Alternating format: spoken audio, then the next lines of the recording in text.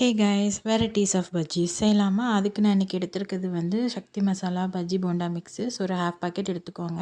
அப்புறம் ஒரு 3 ஸ்பூன் கடலை மாவு ஆட் பண்ணிக்கோங்க. ஒரு பல்லு பூண்டையும் வந்து நல்லா நச்சு ஆட் பண்ணிக்கோங்க. கொஞ்சமாக காயப்பொடி, கொஞ்சமாக வத்தல் பொடி எல்லாத்தையும் போட்டு தண்ணி விட்டு நல்லா மிக்ஸ் பண்ணி எடுத்து வச்சுக்கோங்க. ஸோ தேவையான அளவு உப்பும் ஆட் பண்ணி மிக்ஸ் பண்ணிக்கோங்க. நான் மிக்ஸ் பண்ணிக்கிட்டு இருக்கும்போது நானும் பண்ணுவேன்னு சொல்லிட்டு வந்து மிக்ஸ் பண்ணிக்கிட்டு இருக்கிறேன். நான் பார்க்குறேன்னா இல்லையான்னு பார்த்துட்டு கொஞ்சம் மாவையும் நக்கியாச்சு. நான் இன்றைக்கி வந்து வாழைக்காய் பஜ்ஜி, மிளகா பஜ்ஜி, பப்பட பஜ்ஜி, பிரெட் பஜ்ஜி இது 4ம் தான் நான் பண்ண போகிறேன்.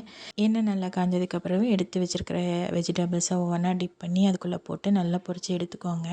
ஸோ எங்கள் வீட்டில் வந்து ஒவ்வொருத்தருக்கும் ஒவ்வொரு பஜ்ஜி பிடிக்கும். ஸோ அதனால தான் இன்றைக்கி ஒரு மிக்சடான ஈவினிங் ஸ்நாக்ஸ் வந்து பண்ணியாச்சு.